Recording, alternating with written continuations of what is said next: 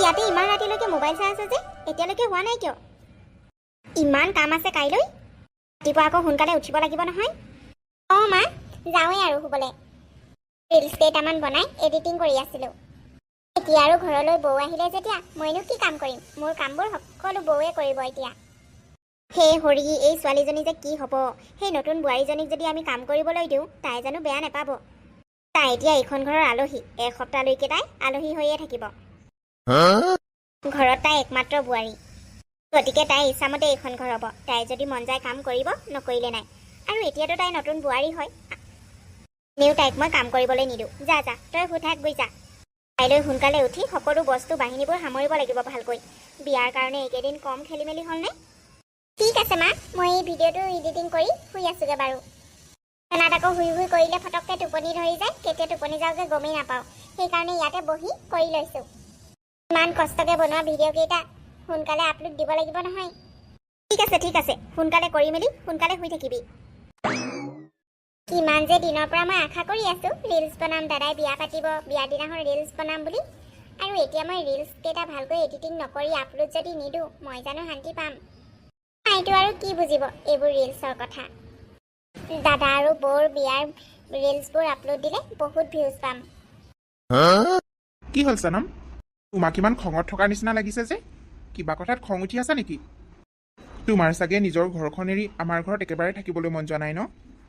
দুদিনমান পাছত চাবা তোমাৰ ইয়াত থাকি বহুত ভাল লাগিব। আমাৰ মা আৰু ভণ্টি বহুত ভাল আৰু তোমাক বহুত মৰমত ৰাখিব। কোৱাচোন, তুমি কি কথাত এনেকৈ মন মাৰি আছা? নাই, আপুনি ক'ত দেখিলে মোক খঙত থকা? মইতো ঠিকেই আছোঁ। মোৰ একো হোৱা নাই আৰু মই ইয়াত একো অসুবিধা পোৱা নাই। ভালেই লাগিছে মোৰো। তেতিয়াহ'লে ঠিকে আছে। মই ভাবিছিলোঁ তোমাৰ ঘৰলৈ মনত পৰি মনটো দুখ লাগি আছে নেকি বুলি। আপোনালোকৰ ঘৰত সকলোৱে ইমান মৰম দিছে, মোৰনো ইয়াত কি মনটো বেয়া লাগিব?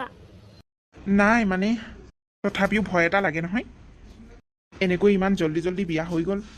তোমাক এইটো সুধিব নাপালোঁ যে তুমি নিজৰ ইচ্ছামতে মোৰ লগত বিয়া হৈছা নে ঘৰৰ কথামতে মোৰ লগত বিয়া হৈছা? নাই, ঘৰৰ কথামতেতো মই বিয়া হৈছোৱে, কিন্তু মোৰ সন্মততে বিয়াখন হৈছে। গতিকে আপুনি চিন্তা নকৰিব, শুই থাকক। সঁচা কৈছা নম, তুমি ইমান ভাল ছোৱালী। মই কেতিয়াও ভবা নাছিলোঁ তোমাৰ দৰে এজনী ভাল ছোৱালী মই জীৱনত এনেকৈ বিয়া পাতিম বুলি। তুমি এইখন ঘৰৰ লক্ষ্মী আৰু এইখন ঘৰৰ সকলো তোমাৰ। তুমি আজিৰ পৰা এইখন ঘৰ নিজৰ ঘৰৰ নিচিনা ভাবিবা। আৰু কিবা এটা প্ৰয়োজন হ'লেও তুমি কাকো সুধিবলৈ প্ৰয়োজন নাই, তোমাৰ ইচ্ছামতে সকলো কৰিবা। তোমাক ইয়াত কোনেও একো নকয়। তোমাক নিজৰ ছোৱালীৰ দৰে মৰম কৰিব মা দেউতাহঁতে। মই জানো আপোনালোকৰ ঘৰখন বহুত ভাল। বাৰু এতিয়া শুই থাকক, বহুত ৰাতি হ'ল। আৰু এটা কথা, আমি হানিমুন যাব লাগিব নহয়। অহা সপ্তাহত মই হানিমুনৰ প্লেনিং কৰিছোঁ। তুমি যাবানে? এইটো কিবা সুধিবলগীয়া কথা নেকি? ময়ো ভাবিয়ে আছিলোঁ, তুমি ক'লা ভালেই হ'ল। দুয়োজনে একেলগে আলোচনা কৰি আমি হানিমুনৰ ডেষ্টিনেশ্যন এটা প্লেনিং কৰিম। তোমাৰ কেনেকুৱা জেগা ভাল লাগে সনম? তুমি যোনটো জেগালৈ যাম কোৱা, মই তালৈকে লৈ যাম তোমাক। ৰ'বা, মই ভাবি গুণি ক'ম বাৰু তোমাক। ঠিক আছে, তেতিয়াহ'লে তুমি মোক জনাই দিবা। তাৰপিছতে আমি টিকেট কৰি বস্তু চস্তু পেকিং কৰিবই লাগিব নহয়। আৰু ঘৰৰ মানুহখিনিৰ লগতো কথা পাতিব লাগিব। আপুনি ঠিকেই কৈছে। বিয়া কৰোঁতে ইমান ব্যস্ত হৈ গৈছিলোঁ নহয়। এতিয়াহে অলপমান শান্তি পাইছোঁ বোৱাৰীজনী ঘৰলৈ অনাৰ পৰা। দোল মোদোল আলহীয়ে দুলহীয়ে আলহীখিনি যোৱাৰ পাছতহে এতিয়া ঘৰখন খালী হৈছে। এইকেইদিন বাৰু কাম কৰা মানুহবোৰে গোটেই চাফ চিকুণ কৰি দিলে বাৰু ঘৰখন দেই। নহ'লে মোৰতো চিন্তাই হৈছিলে এইসোপা কেতিয়া চাফ চিকুণ কৰিম বুলি। মানুহবোৰ যে পইচা দিলে পাওঁ বুলিহে, নহ'লে আজিৰ দিনত পইচা দিলেও কাম কৰি দিওঁতা মানুহে নোলোৱা হৈছে। কি যে হ'ব নহয় এনেকৈ হ'লে। কি কৰিছা মা? নাই একো কৰা নাই। বোৱাৰীয়ে উঠিলেনে? তাইতো অথনিয়ে উঠিলে, তাইতো কিটচেনলৈ আহিছিলে। এইটো সময়ত মই নাছিলোঁ যে গমেই নাপাওঁ। চব্জি বনাইছোঁ, কিবা আছিলে নেকি? মা, তোমাৰ লগত কথা এটা আছে। কি কথা কোৱা আকৌ? মানে তোমাৰ বোৱাৰী আৰু মই হানিমুনলৈ যোৱা প্লেনিং কৰিছোঁ। কি হয় নেকি? এইটোতো বহুত ভাল কথা। ভাল কৰিছ। পিছে কেতিয়ালৈ যাম বুলি ভাবিছ আৰু ক'ত যাবি?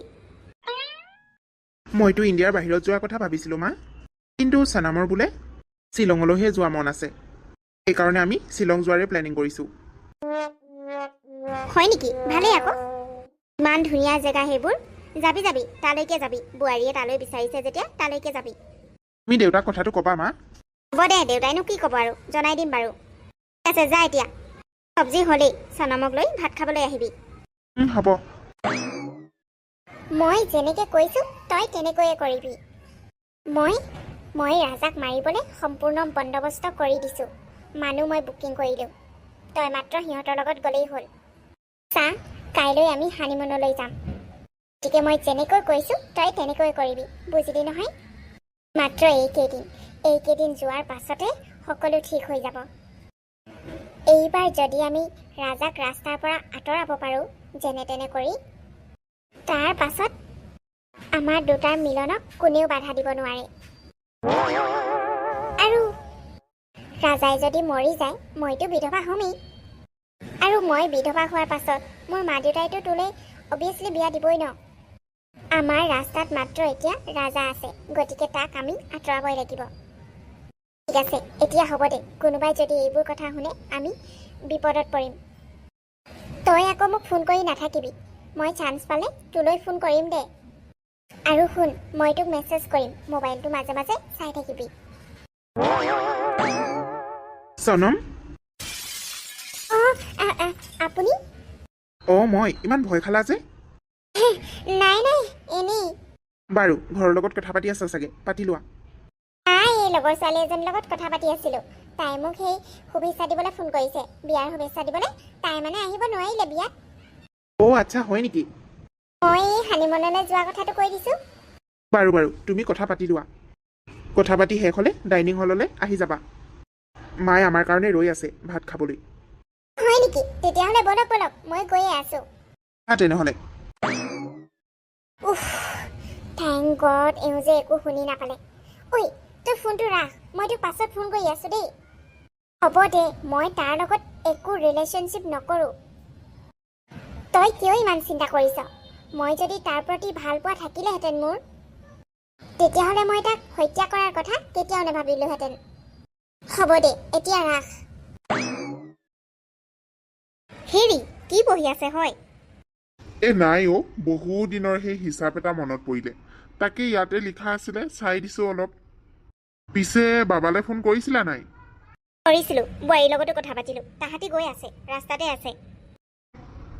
হয় নেকি?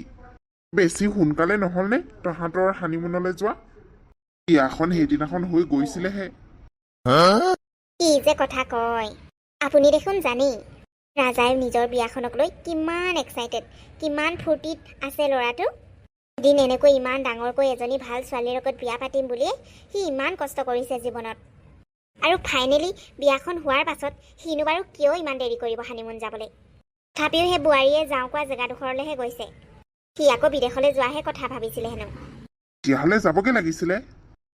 ইয়াৰ জেগাবোৰতো এনেও গৈ থকা হ'বই, বিদেশলৈহে ফটককৈ যাওঁ বুলি ক'লে জানো যাব পাৰি? হেৰি আকৌ, বোৱাৰী আকৌ শ্বিলঙলৈ যোৱাহে কথা ক'লে। সেইকাৰণে আৰু বোৱাৰী পচন্দমতে গৈছে আৰু। সি য'তে সুখী হয় তাতে যাওক পাই, সিহঁত দুটা সুখী থাকিলে হ'ল। তুমি ঠিকে কৈছা। আমি চনমৰ নিচিনা এজনী ভাল বোৱাৰী পাইছোঁ, ইমান ভাল এটা পৰিয়ালৰ লগত সম্বন্ধ হৈছে।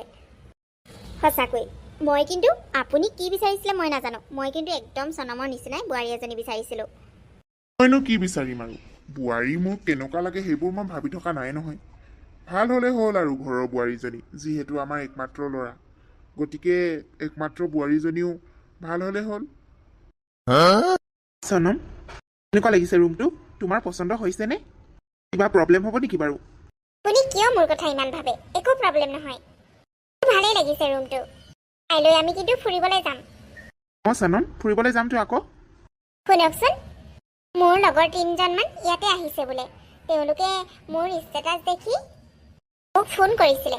তেওঁলোকে বোলে ইয়াতে আছে, গতিকে এবাৰ লগ পাবলৈ বিচাৰিছে, যিহেতু বিয়ালৈও আহিব নোৱাৰিলে। আপুনি কিবা বেয়া পাব নেকি তেওঁলোকক লগ কৰিবলৈ গ'লে মানে? নাই, মইনো আৰু কি বেয়া পাম। তেতিয়াহ'লে কাইলৈ ওলাব, আমি তাহাঁতৰ লগতে কাইলৈ ফুৰিবলৈ যাম। ফুৰাও হ'ব, তেওঁলোকৰ লগত আপোনাক চিনাকি কৰি দিয়াও হ'ব, আৰু তেওঁলোকক লগ পোৱাও হ'ব। এনেও আমিতো ইয়াত 10-15 দিনমানতো থাকিমেই, গতিকে এদিন তাহাঁতক দিয়াটো একো ডাঙৰ কথা নহয়। তুমি ঠিকেই কৈছা চানম। কাইলৈ মই বাইক এখন বুক কৰিম বাৰু, তাৰপিছত আমি দুয়োটাই ফুৰিবলৈ যাম। হ'ব। মায়ে ফোন কৰিছে। অঁ উঠাওক উঠাওক। হেল্ল', অঁ মা। এতিয়া সোমাইছোহি ৰুমত। নাই, মই ফোন কৰিম বুলি ভাবিছিলোঁৱেই, তেতিয়াই তুমি কৰি দিলা। তাই ভালে আছে, ওচৰতে বহি আছে, কথা পাতিবা নি? অঁ দিছোঁ ৰ'বা। হেল্ল', শাহুমা। অঁ ভালে আছেনে? হয় পালোহি। অঁ ভালকৈ আছোঁ, আমি ভালদৰে পালোহি, একো অসুবিধা হোৱা নাই। আপোনালোকে ভালে আছে নহয়? নাই নাই, মোৰনো কি অসুবিধা হ'ব। বহুত ধুনীয়া ৰুমটো। কাইলৈ আমি ফুৰিবলৈ যাম বুলি ভাবিছোঁ। অঁ ঠিক আছে দিয়ক, হ'ব দিয়ক। অঁ মাৰ যে আমাক লৈ ইমান চিন্তা। ঘৰৰ পৰা ওলাই অহাৰ পৰা পোৱাহিলৈকে কিমান বাৰ যে ফোন কৰিছে মাজনী। আচলতে কি জানা, মই মানে ঘৰৰ পৰা এনেকৈ দূৰলৈ ইমান নাযাওঁ, সেইকাৰণে মাহঁতে ক'ৰবালৈ গ'লে বহুত ফোন কৰি থাকে। হয় নেকি? ভালেই দিয়া, তোমালোকৰ মা দেউতাহঁতে তোমাক ইমান মৰম কৰে। পিছে তুমি চিন্তা নকৰিবা, এতিয়া মই আহিলোঁ যেতিয়া, তোমাৰ প্ৰতি থকা তোমাৰ মা দেউতাৰ সকলো চিন্তা মই দূৰ কৰি দিম। মানে মানে মই এতিয়া লগত থাকিমেই যেতিয়া, তেওঁলোকক মই চিন্তা নকৰিবলৈ ক'ম আৰু। অ' আচ্ছা, সেইটো কথা। তুমি এতিয়া ৰুমত অলপ ফ্ৰেছ হৈ লোৱা, মই খাবলৈ কিবা এটা অৰ্ডাৰ কৰোঁ। ঠিক আছে যোৱা। এইটো চান্সতে মই ৰাজলৈ এটা ফোন কৰি লওঁ, সি চাগে মোৰ প্ৰতি বহুত চিন্তা কৰি আছে। হেল্ল' ৰাজ, ক'ত আছ তহঁতি? তই সেই ল'ৰাকেইটাক লগ পালিনে? ঠিক আছে তেনেহ'লে, লগ পালি যদি ভালেই কথা। মই যেনেকৈ কৈছোঁ তহঁতি তেনেকৈয়ে কৰিবি, কিন্তু অলপ ভুল হ'লে আমি সকলোৱে ফচি যাম। 20 লাখ টকাত মই তাহাঁতক বন্দবস্ত কৰিছোঁ ৰাজাক মাৰিবলৈ। আমি পাছবেলা ইয়াৰ পৰা ওলাই যাম আৰু গধূলি হোৱাৰ লগে লগে তাক শেষ কৰি দিম। তাৰপিছতে আমি ইয়াৰ পৰা গুচি যাব লাগিব। এতিয়া নাই, কিবা এটা অৰ্ডাৰ কৰিবলৈ গৈছে খাবৰ কাৰণে। তহঁতি হোটেল চোটেল সকলো বুক কৰিলি নহয়? কাইলৈ দিনটো আৰু, তাৰপিছতে আমাৰ আৰু চিন্তা নাই। আমি দুয়োটাই এক হোৱাত কোনেও ৰখাব নোৱাৰে। ঠিক আছে, সকলো ভালে আছে যেতিয়া মই এতিয়া ৰাখিছোঁ। তই কিন্তু মোক মেছেজ কৰিবি। অঁ হ'ব। অঁ বিয়নী, মই একো ভাবি পোৱা নাই কি কৰোঁ। কালিৰ পৰা ইহঁত দুয়োটাৰ ফোনে ছুইচ অফ। এতিয়া সেইডোখৰ জেগাত কাকো চিনিও নাপাওঁ, একো গমো নাপাওঁ। পুলিচক খবৰ দিছোঁ, নাজানো আৰু কি হ'ব। ইহঁতৰ বা কি হ'ল, মোৰ কিন্তু বৰ ভয় লাগিছে। আজিকালি যেনেকুৱা ঘটনাবোৰহে হৈ আছে। অঁ আপোনালোকে যদি কিবা খবৰ পায় সোনকালে আমাক জনাব। মই ভগৱানক প্ৰাৰ্থনা কৰিছোঁ পাই, তাহাঁত দুটা য'তেই আছে ভালকৈ থাকক। এনেকৈ হানিমুনলৈ গৈ দুয়োটা এনেকৈ হেৰাই থাকিব বুলি মই ভবাই নাছিলোঁ। হেৰা, তুমি যদি এনেকৈ কান্দা কাটা কৰি থাকা কেনেকুৱা হ'ব কোৱাচোন? তাহাঁতৰ এতিয়ালৈকে একো এটা খবৰ পোৱা নাই, কিমান চিন্তাত আছোঁ। আৰু তুমি এজনী কান্দা কাটা আৰম্ভ কৰিলাই। অকণমান ধৈৰ্য ধৰাচোন, কি বা প্ৰব্লেম হৈছে তাহাঁতৰ। প্ৰশাসন আছে যেতিয়া কিবা এটাতো চলিউশ্যন উলিয়াবই। মোৰ কিন্তু বৰ ভয় লাগিছে। আজি 3 দিন হ'ল, এতিয়ালৈকে সিহঁতৰ কোনো সুমূত্ৰ নাই। তুমি এনেকৈ কান্দা কাটা কৰি নাথাকিবা। তুমি যদি ধৈৰ্য হেৰাও কেনেকৈ হ'ব? ভগৱানক প্ৰাৰ্থনা কৰা সিহঁত দুটাই যাতে শৰীৰে ঘৰখনলৈ উভতি আহে। দাদা, আপোনাৰ মোবাইলটো কণ্টেক্ট দিব পাৰিব নেকি? মোৰ মানে ইম্পৰ্টেণ্ট কল এটা কৰিব আছিলে। আৰে বাইদেউ, আপুনি এই ৰাতি 1 বজাত ক'ৰ পৰা আহিছে? আৰু আপুনি কিবা বিপদত পৰা নাইতো? ছোৱালী মানুহ এনেকৈ অকলে অকলে ৰাতিখন? আপুনি মোক প্ৰথমতে মোবাইলটো দিব পাৰিব নেকি? মোৰ মানে ইম্পৰ্টেণ্ট কল এটা কৰিব আছে ঘৰলৈ। বাৰু বাৰু, আপুনি ফোন কৰিব। ভালকৈ আগতে বহি লওকচোন। পানী খাব নেকি? নাই নালাগে। এইটো লোৱা। থেংক ইউ দাদা। হেল্ল' দাদা, মই চানমে কৈছোঁ। দাদা মই ভালকৈ আছোঁ। অঁ ৰাজাক কেইটামান গুণ্ডাই মিলি মাৰি পেলালে আৰু মই যেনে তেনে পলাই মেলি মই ইয়াত আছোঁহি। এই ৰাতি অকলে অকলে এই ছোৱালী মানুহজনী ক'ৰ পৰা আহিছে হয়? মই এটা কাম কৰোঁ, পুলিচক খবৰ দি দিওঁ ৰ। মোৰ কিন্তু নৰ্মেল যেন লগা নাই, তাইৰ লগত কিবা এটা নিশ্চয় ঘটিছে। আপুনি ঠিকে কৈছে। আপুনি এটা কাম কৰক, পুলিচত খবৰ দি দিয়কচোন। কথা পতাৰ পৰা যিটো দেখিছোঁ কেইবাদিনো চাগে কথাই পতা নাই ঘৰৰ লগত। অঁ, তই ঠিকেই কৈছ, মই পুলিচক এতিয়া ফোন কৰিছোঁ। এইবোৰ মই কি শুনিছোঁ? মোৰ একমাত্ৰ ল'ৰাটোক চনমে মাৰি পেলালে। মই এই ডাইনীজনী কেনেকৈ বোৱাৰী কৰি আনিব পাৰিলোঁ? মোৰ ঘৰখন গোটেই শেষ কৰি দিলে। মোৰ ল'ৰাটো ঘূৰাই দে ঐ। তাৰ অবিহনে আমি কেনেকৈ থাকিম? নিজৰ স্বামীক কেনেকৈ এজনী পত্নীয়ে মাৰিব পাৰে? তাই কেনেকৈ ইমান কুলক্ষণী হ'ল? ভবা নাছিলোঁ তাই আমাৰ ঘৰখন এনেকৈ ধ্বংস কৰিবহি বুলি।